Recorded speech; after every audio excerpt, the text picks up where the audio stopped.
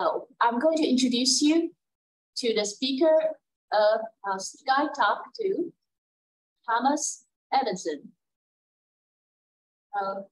Tomas Evensen is Chief Technology Officer, Open Source at AMD Xilinx. He has also been responsible for the embedded software strategy for Xilinx all programmable SoCs. Prior to joining Xilinx, Evensen was Chief Technology Officer at Wind River for 7 years, as well as GM for the Wind River Tools division and the VP for engineering for the VxWorks operating system. Before that, he was the creator of the Data C and C++ compiler.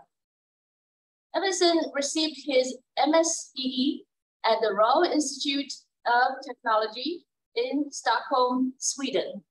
Okay. Let's welcome Tomas Evensen for today's topic, Heterogeneous Software Stack on Embedded SoCs. Welcome as well. Thank you so much. Thank you so much. Yes, so today what I'm going to talk about is the software stack, the embedded software stack on modern embedded SoCs that has multiple CPUs and other accelerators on them. And I'm going to use a Xilinx AMD device as an example, but this is obviously more and more common as we are integrating products more and more. So let's go to the next slide. So the system I'm talking about here, and you guys know about that, of course, since it's the Embedded Systems Week, but talking more about the traditional embedded systems, right, that are resource constrained. You have special purpose hardware very often, customized board, integrated functionality, where you have maybe one part that needs to be real time, another part maybe more handling I/O or other things.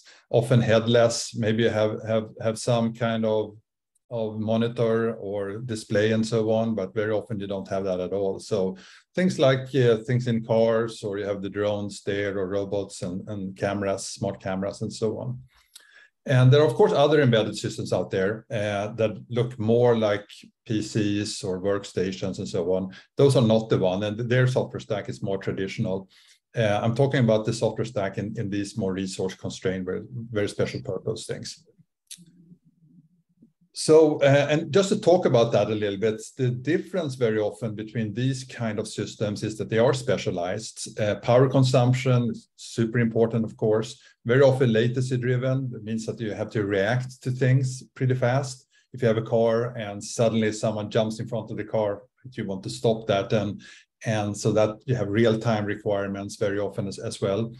The environments are fragmented. You don't have a same operating system running on a robot as you have in a big router, for example, right? You have them very much purpose built for that. Contrast that with a PC or a server where you want to have an operating system everything is standardized. You want to be able to execute any kind of load, right? So you need to have more resources and so on. So very different here. And typically, if you look at the more popular CPUs out there, the server-like world, PC and so on, x86 is dominant there. Of course, ARM is in there as well, and some other things as well, but it's mainly a x86 world. On the other side, on the embedded side, of course, you have ARM is the big one. There are lots of other things like PowerPCs and MIPS and SH and things like that, of course. And RISC-V is a new, more open source architecture that's coming there as well. And they're, of course, working up in the stack. The systems I'm talking about here are sort of more at the lower end there, maybe not all the way to like small embedded devices, like wearables and things like that, because you don't need much of the software stack there. But the things there and they creep up a little bit. Of course, this is a gray area, and you have within a server, you might have these kind of system. But if you look at the software stack, they look a little bit more like an embedded because they are more on accelerator cards and stuff like that. So here's a software view of one of our devices. It's called a Versal device. And you can see there that we have various different executions environments. From a hardware point of view, we have, for example, A72 cores. Here we have just showed 2 of them. And you also have some Cortex R5 cores up there. Since we are an FPGA company, we have the FPGA, and in there you can have a bunch of different what we call soft cores. We call them microblaze.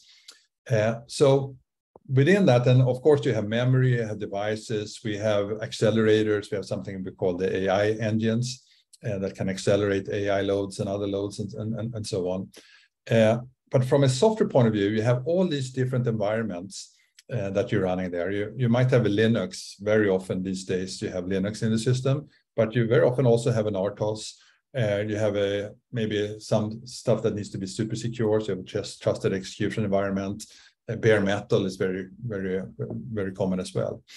So somehow you need to manage all this stuff with software. And we're going to talk about 4 different areas today where AMD Xilinx is very active in the open source world to drive standardization, drive open source solutions.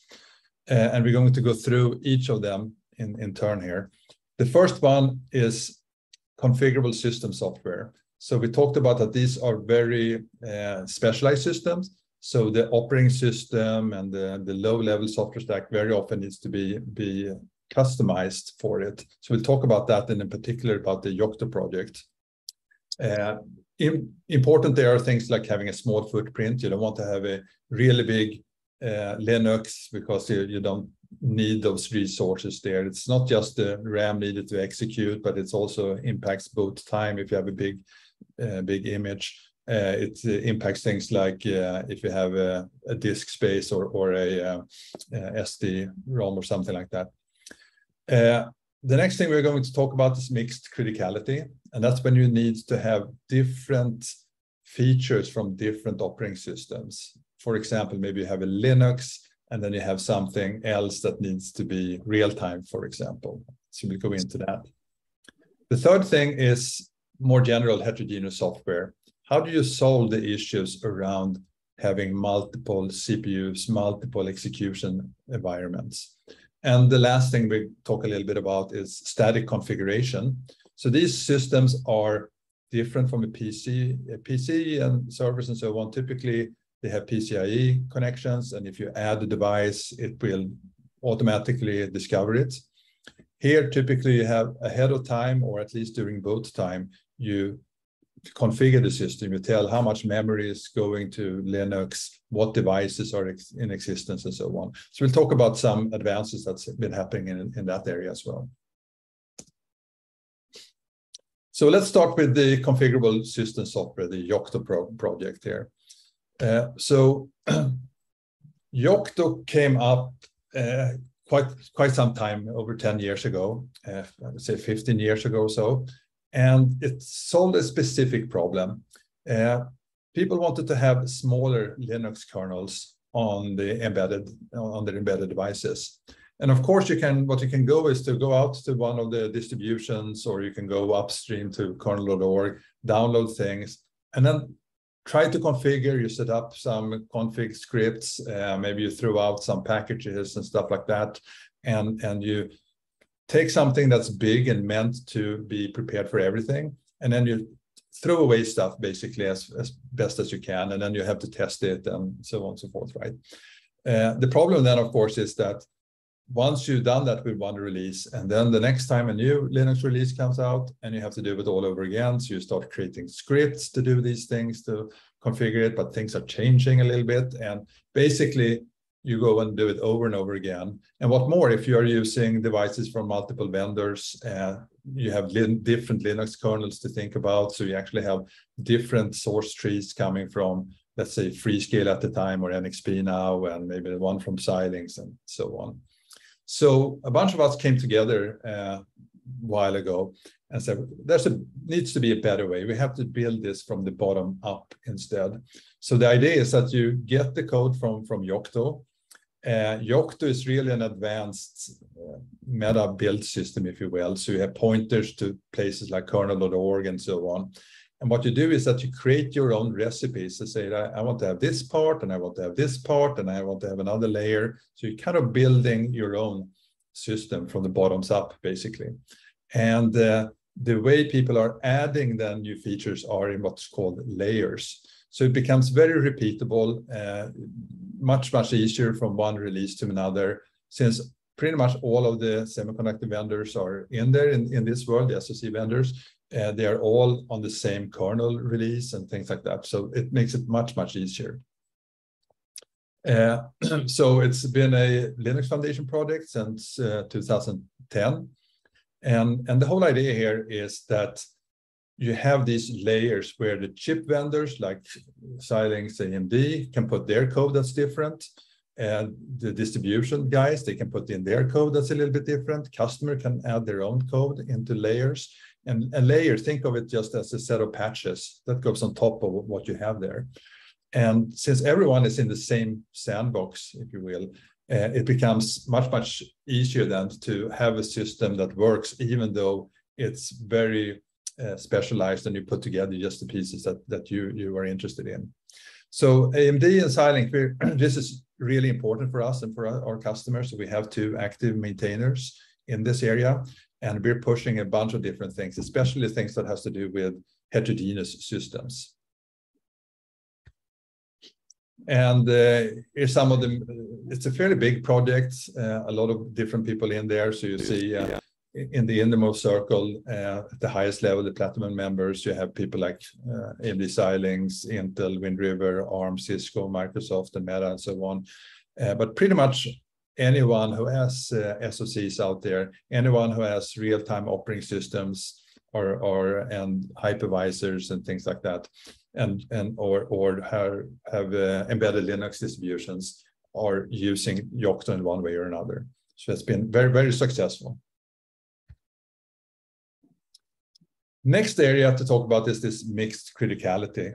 And so you can have multiple different subsystems. And as you have more and more integrated devices, where in the past maybe you have one processor doing one thing, another processor doing another thing, you want to put them together, but that raises some concerns.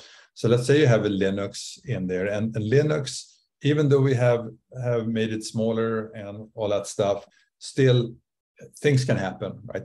If you have something like a car running and suddenly the Linux decides it has to reboot and restart, that's not good. So you really want to isolate that from something that may be safety certified that has to work all the time. So safety and security are one of those things that you really want to isolate. And people sometimes ask, what's the difference? What's security? What's safety? And in some languages, I'm from Sweden myself, and it's actually the same word for safety and security, so that doesn't help things. But someone I met had this really cool definition, I think, which is that security, that's when you're protecting the device and the data from the world. So think of, you don't want the hackers to be able to get into your system and do bad things. Safety, that's when you protect the world from the device. So think of a robot that you don't want that the robot suddenly just swings its arm into the wrong place, or a car that suddenly accelerates and hits something. So that's safety. They're very similar to some extent, but the way you certify and so on are very different. But all of them, it's very expensive to certify and make robust. So typically you have very small code bases. Right? For example, you wouldn't dream of safety certifying Linux at a higher level. There are some efforts going on to do it at lower levels. You have different levels of safety certification, but at the higher level, that would be really hard, while there are lots of smaller programs, bare metals, operating systems that are doing that. And one of the things actually AMD is doing is that we are within the hypervisor Zen, we are driving to make that more safety certifiable. So this is something that's, again, really important for us and our customers. Real time. So real time, that's when you can react to something that's happening within a given time. And you have things like soft real time and hard real time. But the important thing is that if you have a hard real time, within so and so many, say, milliseconds, you have to have a response, right? Think again of a animal running in front of a car. you don't want suddenly an operating system to go off and do some other things, or being in an interrupt routine where it can't be interrupted. You have to make sure that you have guaranteed response times. So these kind of operating systems, there are open source operating systems like FreeRTOS and Zephyr. There are proprietary ones like VxWorks, QNX, Integrity, Nucleus, and so on. So the mixed criticality is all about mixing these kind of systems. And it's like people, your mother might have said, right, you don't want to put all your eggs in one basket. It's all about isolating these things, isolating them into different subsystems and domains. And again, very often it's having a more general purpose operating system like Linux and protecting the more critical ones, whether it's real time or safety or security from that. And you can do that in many different ways. You have hardware support, hypervisors, and we're going to talk about Zen a little bit, can do that. You have dedicated protection registers, so that you can have, for example, in our case, we have A72s and we have R5s, and you can actually set up registers saying that this memory area can only be accessed from this R5, for example. And then you can have things that's built in, like security features built into the CPU itself, like trust zone, where it actually protects you from other things. And the software there, on top of that, you have Zen, for example, which is a hypervisor that's within one CPU cluster. If you have multiple CPU clusters, we have, and I'm going to talk about OpenAMP. That's an open source project that really goes after those kind of issues. And one of the goals there is to make sure that this asymmetric multiprocessing and embedded hypervisor look as similar as possible, because it's all about isolating these different critical and non-critical segments from each other. So let's talk about OpenAMP and Zen a little bit.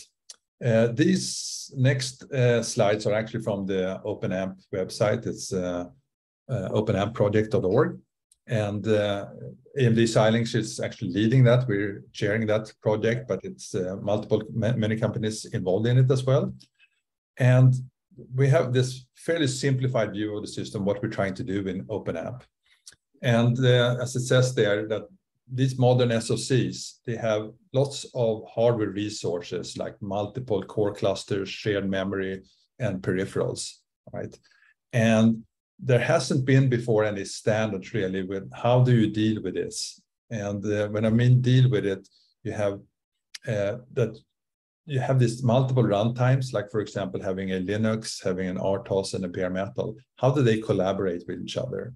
Like for example, somewhere you need to specify where the hardware resources belongs. How much memory is Linux allowed to use versus the RTOS?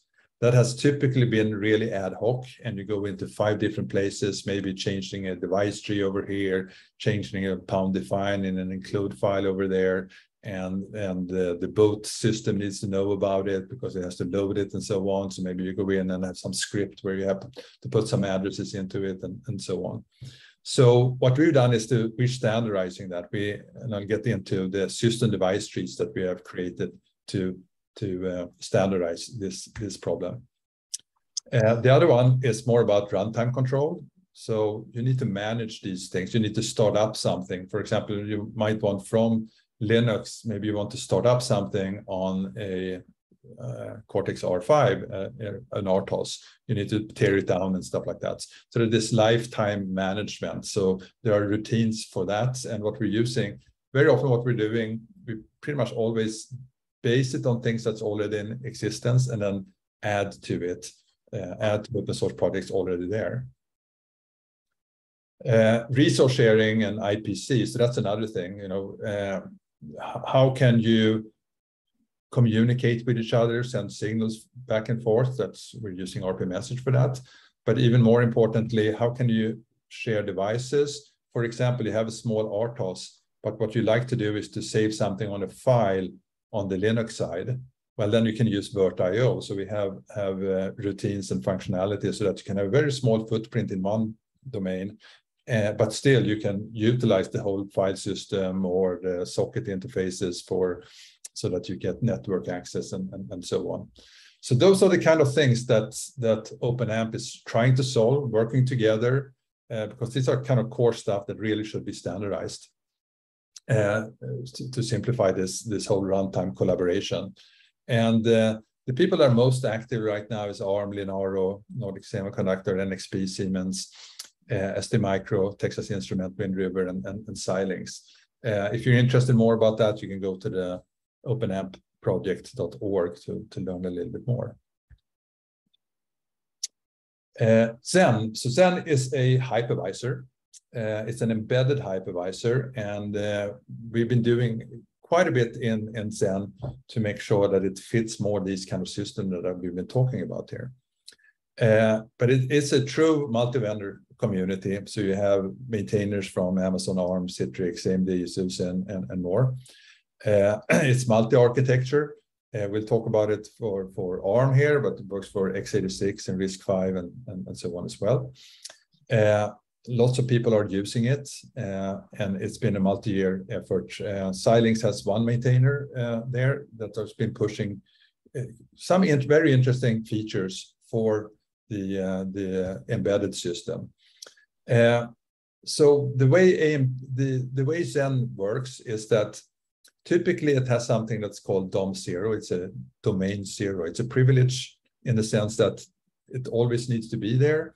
And typically Linux, traditionally it's been a Linux there running, and it controls the rest of the system. So you can run another VM, start it up on some other cores, and so on. That's sort of the traditional model. I'll talk about how that has changed, because these days you actually don't need that. You can do it much more static. And then Zen is one of those hypervisors that tries to be as minimal as possible, not own all the devices, but really try to get the devices directly mapped to the domains as much as possible, direct configuration and so on. And then it has lots of ways to para-virtualize calls back and forth, and it has some VirtIO support and things like that. But the more interesting part is a couple of features that actually AMD Xilinx has added fairly recently. The first one is to make sure that there's really this strong isolation, this mixed criticality between the different things. And one of the things there is the real-time aspect. So what happened before, and we had customers using Linux running on maybe 2 cores, and then they had 2 other cores, maybe with a RTOS on each of them. But what they did was things like running a big mem copy on the Linux partition. And what happened then, that affected the caches, especially the level 3 cache. And so suddenly the RTOSes, they were not deterministic anymore, because suddenly they got lots and lots of cache misses. And especially that code was super important that you want to run out of the cache all the time. So what we've done is to add something called cache coloring. And what that does is that it partitions the cache by sort of striping it and make sure that you can reserve some cache lines for the really important real-time partition. And then you make sure that Linux will never touch those cache lines. So you only give the memory, the physical memory, to Linux, so that it will never get a cache miss into the memory that's used by the RTOS. So that way you get hard real time from the RTOS partitions, and you get really fast latency. So that's one of the features that we've been adding. Another one that we've been adding is something we call DOM zero-less. And as I talked about, typically in a Zen system, you have a Linux in the first, the big domain that's controlling the rest of it. So what we've added is that you don't need that anymore. You can actually have Zen starting up all the partitions from a static point of view. So maybe you don't want to have a Linux at all, and you just want to have a RTOS on one and a bare metal on another, or you want to have a Linux, but that Linux should be totally isolated from the others, which, as we talked about, is a really important feature. And obviously, you don't want that then to have the DOM zero aspect of it. So that's another thing that we added, and that kind of goes hand in hand with an effort I talked about, where we are working with the industry to make Zen safety certifiable. And functional safety is a big topic, and you have different layers and so on. So what we're trying to do is the ISO 26262 AC level D and the IEEE IC 61508 level 3, and both on ARM and AMD. And part of that is making sure that you have the right processes around. And since Zen has been working a lot with security in the past, the processes on how you develop and things like that needs to be documented. That's already in place to a large extent. Other thing are things that you want use the MISRA C subset of C to make it more safe, to avoid dangling pointers and things like that. Obviously, you want to have this DOM zero-less, so you can have a safe operating system that starts in one partition, and the Linux is then totally isolated from the rest. So that's something we're working on. It's one of those things that you will never be 100% done, because the safety certification itself is typically the whole device. But what we want to do is to make it as easy as possible for our customers and for the other people's customers as well to safety certify, go to safety certification with Zen, because Zen becomes the way of isolating the different cores in an embedded system.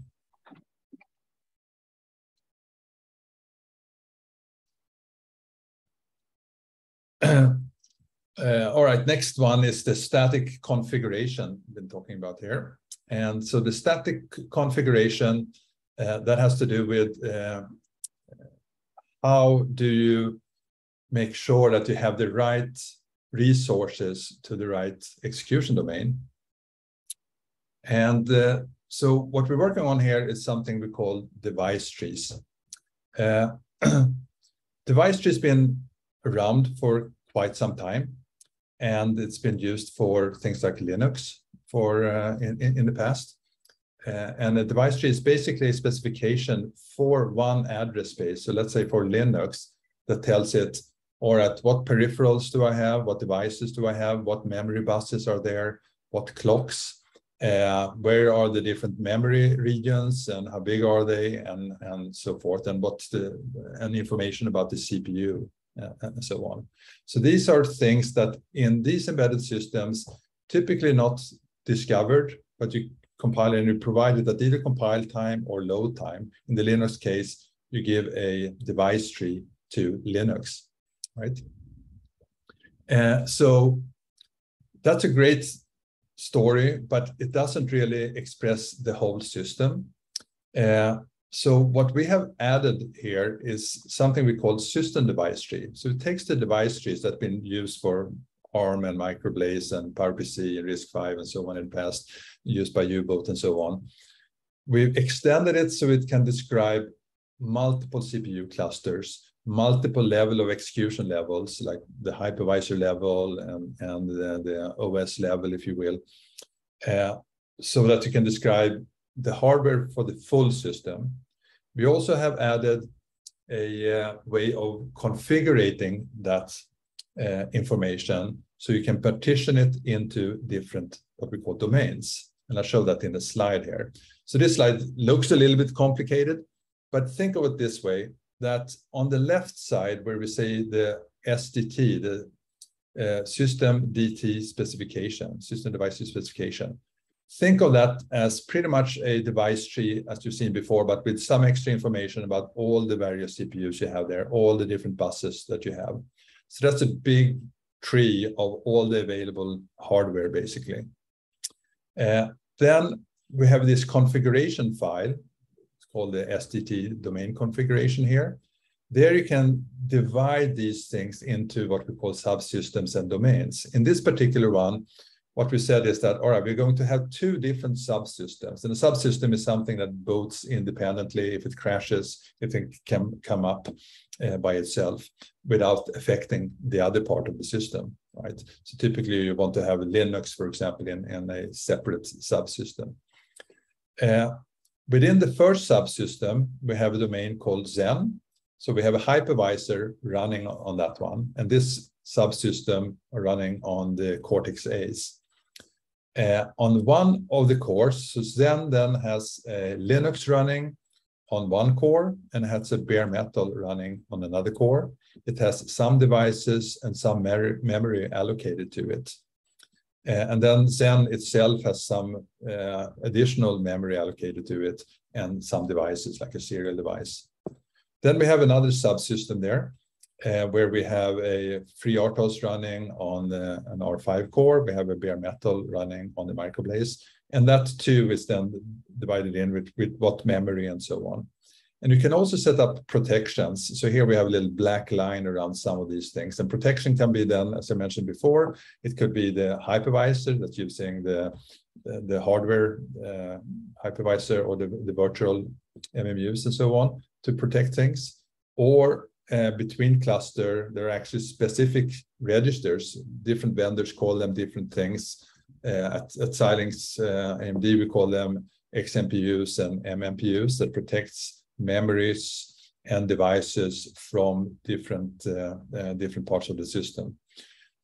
All that you define in a YAML file where you basically just bunch these things in a hierarchical way together and say that, all right, I want to have these cores, these peripherals, and so on into this domain that's within this subsystem. So that becomes a separate file where a system architect can divide all these different things. Then we have this open source project tool called Lopper. So for those of you who are not doing gardening, Lopper is this big kind of scissors thing that you cut branches of a tree. So think of it as you have this big system device tree on the left, and then you have this information, the configuration that tells Lopper, prune the tree, cut off some branches, and create different trees for all these different configurations. So for example, we have backends then to Lopper that creates the device trees to Zen and configuration file for Zen. It can create a traditional device tree to Linux. So Linux doesn't have to change at all. It just gets the device tree that it's used to. We have backends so that you can create pound defines and so on for various operating systems and for bare metal and so on. So it actually generates an include file with a bunch of pound defines, and then you can use that in your code to see where memory is and where the registers that you need to have to access your peripherals, where they are. And typically it also creates some stuff for the firmware so that the firmware knows what to do with things. That's what we call in the Xilinx world, called the CDO, configuration objects. So that's the idea around these system device trees, that you should have one true source that tells you all about what resources exist and how we want to change that. And think of how easy it suddenly becomes. Let's say you need to have a little bit more memory, physical memory to the RTOS. You just go into one place and you change one number, basically. And then it just goes through the flow. And we have incorporated Lopper into Yocto so that it can go through there and create all these artifacts that's needed and the device trees needed and so on. And so that's something that's kind of interesting way. Standards these days in software world typically is not created by committees. It used to be you created standard and it took some smart guys from multiple companies and some politics got involved and so on, and they came up in best case with a standard. These days, basically, if you get it into a successful open source project and into the communities, if you get something into the Linux kernel, you're golden, right? And so what we're trying to do is here, and what we are doing is to working with these different organizations like devicetree.org. So we have added the things into devicetree.org. The Lopper tool is in devicetree.org. OpenAMP is in there to drive and standardize these things. Linaro, from an ARM point of view, are putting resources on making this happening. And then a bunch of different other companies are working on this. And it's happening more and more now. It's starting to really take form, not just within Yocto and Linux, of course, can use it, but also other proprietary vendors like VxWorks can be driven now by device trees. some open source RTOSes like Zephyr and so on can use it. So it's getting more and more traction. It's not 100% there yet, but it really looks promising. And since we are the maintainers of this Lopper tool, it becomes then pretty easy to put in the kind of standards that you need. And then we sort of standardizing after the fact when we tried it out, had lots of these people trying it out. So this whole community, OpenAMP and Devicetrees, is definitely growing out there. And what we want to make sure is that it's not a Xilinx or an AMD view. So we actually have made sure that we are not driving. In the beginning, we were driving a lot of this stuff, but now Linaro is taking over some things. Other people are taking over other things. So speaking of Linaro, so that's on the ARM side. There are lots of companies involved in that. These kind of organizations are important to drive things in open source because it can be really hard for, say, ARM Xilinx alone to drive something into a project, say Linux or Devicetrees and things like that. Just like it would be hard for an NXP or an SD Micro or Qualcomm and so on. But as we go together and work within Linaro, what we can do is that we find other people that have similar problems, very often competitors, and we say, hey, we should work together on that. And then together within Linaro, and Linaro has developers as well, we can then go and push these different open source projects together. And it becomes so much more powerful than everyone having a lone voice. And Linaro is creating that kind of opportunity so that you can have a forum. They have Linaro Connect at least once a year where you can get together and you can come up with these ideas and so on. They're incubating some of these projects as well. All right, with that, I hope that you found that this has been interesting and helpful about what we do in embedded software in open source. And I think we have a few minutes here to take any questions if you have any. Thank you, Tomas. It's a great talk. It's very informational, and Zen has been used, for a long time for most of the researchers around the world. And I believe there are a couple of questions from here. Yes. Okay.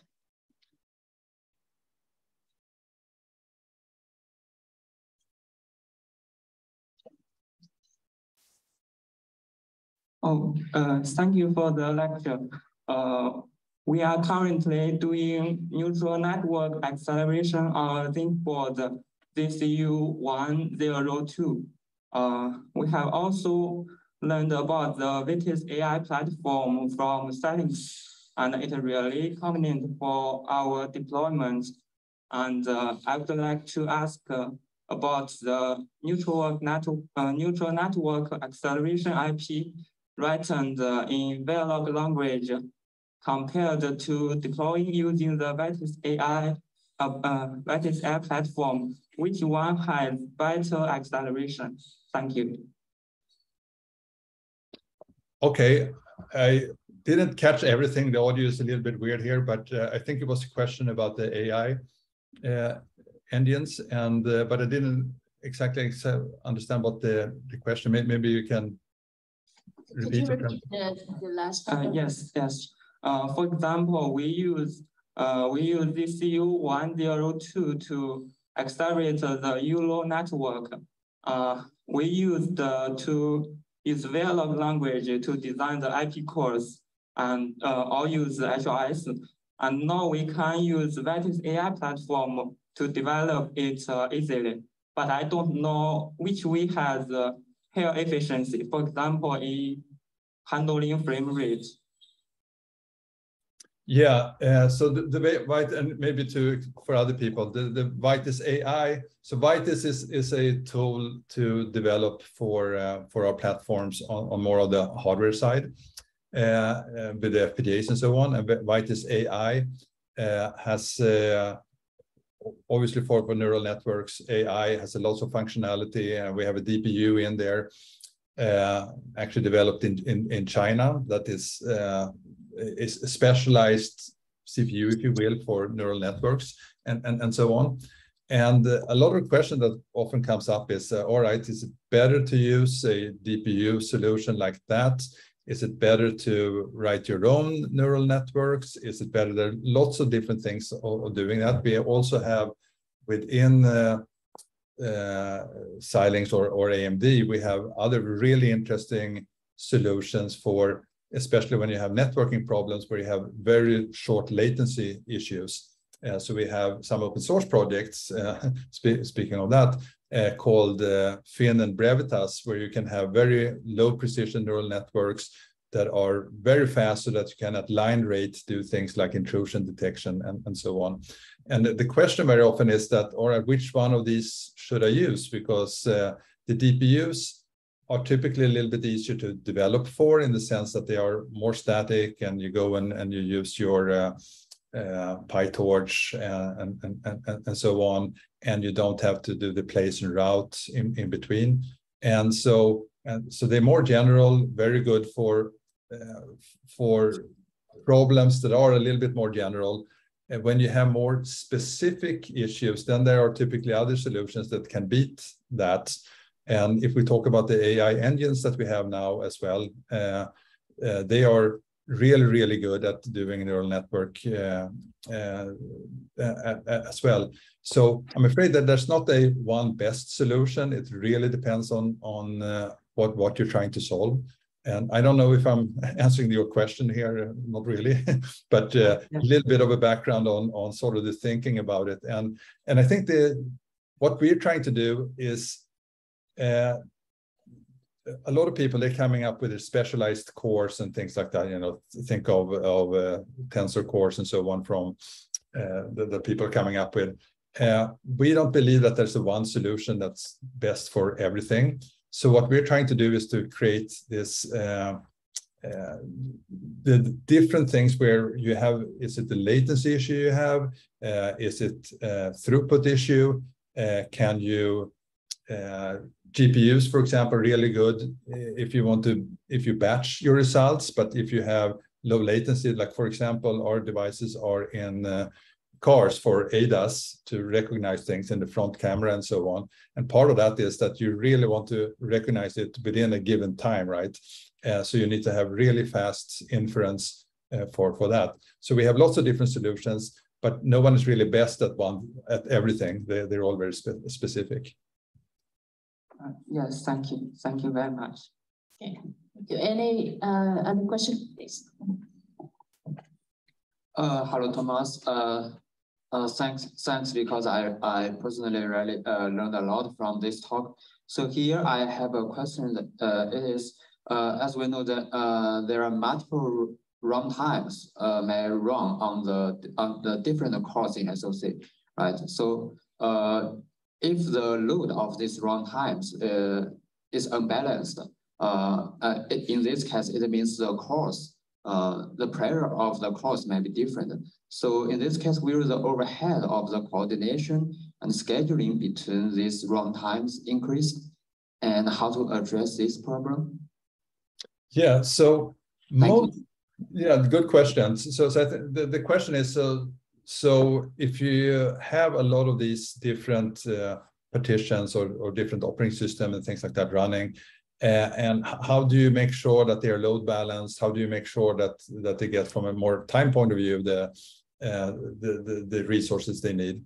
So typically and this is a difference between a hypervisor in a server space. A hypervisor in a server or on a PC, it's all about sharing resources and even the CPUs. So you actually, you swap in one OS run for a time, and then you swap in another OS and run that on the CPU, if you will, right? So you context switch between them. Typically on embedded system, people are not doing that. What they want to do is to have dedicated CPUs, dedicated memory, and as much as they can, dedicated devices or peripherals for each partition. And that means that part of this isolation I've been talking about, even if you're using a hypervisor, you make sure that it's locked to a specific core, runs on that core all the time, so you don't have to swap it out. That's often what you need to do. If you have more loads than you have CPUs, then yes, people are doing, and Zen can do that, for example, to swap in things and so on. But typically what they do is then put things that are not critical from a timing point of view on those cores. So typically that's what you do in an embedded system is that you make sure ahead of time that you have the resources you need for your task. Okay, thank you. So in that case, you're going across the layer of hypervisor to have an image of the let me follow the previous question to have an image of the hardware resources, and that's been dedicated to your running environment. Yeah, exactly. So if we look at something like this, what you see here is that typically, again, it's a big, and I should have stressed this a little bit more, is that what you typically do in the embedded situations here is that you lock each OS to a core or two. So in this case, the Linux here is running on CPU 1 and 2. The FreeRTOS is running on CPU 3, and the Linux DOM 0 on CPU 0. That means that they are never going to be sort of swapped in and out or do any context switching there. They are running, and that's with the feature we then added, well, actually with the features, with the isolation and so on around it. That means that whatever happens on this core here will not touch whatever happens on this core whatsoever. It runs just like it had this core dedicated to itself, and it doesn't know about the rest of the system. That's the goal very often. Sometimes when I go to customers and they ask about the hypervisor, and they say, I just want to have separate cores that are not connected too much to each other. I want to deal with all the connections, right? Why do I have to have a hypervisor to split things up? And the answer is that very often these SoCs, they are created for Linux and for SMP, where you have when you have multiple of these cores and you want to have a Linux just doing the load balancing and so on. And then we put in these embedded hypervisors that then split it up again to make sure that they can't touch each other. So it's kind of an interesting dilemma there. Yes. Well, I have just one little question about the device tree, and that's interesting, because we are when we're trying to configure multiple system in the platform, it really helpful to provide this kind of the view to all the developers and researchers. So the question is, for example, for the shared memory or IO MMU, those kind of the hardware resources, you really show the logical view or the physical view of those, the logical address space or the physical address space for those devices, the shared memories and related. No, this is a good question, right? So from a device tree point of view, you want to split up things from a physical point of view, right? You have the physical memory, and you say that, hey, this from 0 to so and so, that belongs to this guy. And then another thing that I should have mentioned as well is that very often when you want to have a communication between different subsystems or different domains, what you do is that you have some pages that are shared. Mm-hmm. And that's one of those things that gets really hard to configure, and things changes and things go wrong, right? So here what you can do is just in one place to say that, hey, I want this to be shared, this memory to be shared between two different domains. So I want the Linux and that bare metal to save, and then on top of that you can use those OpenAMP communication things and VirtIO running on top of that, but it becomes much easier to do it. But it is the physical view that you see sort of at the lowest level. But the interesting thing is that when you then within Zen start dividing things into, then it's the Zen's physical view, which actually is a logical view, right? Because it becomes at the next level. So it's kind of relative to the area that you are, where how you do things. So in device trees, if you get a memory area, but then within the device tree for that region, if you will, you typically just deal with offsets, right? Okay, that's great. Sorry, we're running over time, but just have one question more, little more question, because we are actually using Xine to do the shared file systems for multiple virtual machines on a system. And we all know that the I/O requests going through domain 0, the traditional, okay, traditional. Yeah. And now you're saying that you have a hyper launch mode, which is domain 0 less. So does that mean this kind of mode is only used for the system that don't have those I/O requests, I/O communications for that? It still can have that, actually. So you can, yes, so you can set it up so that you still have these PV devices and things like that, so that you can talk to each other and so there's a lot of things going on there.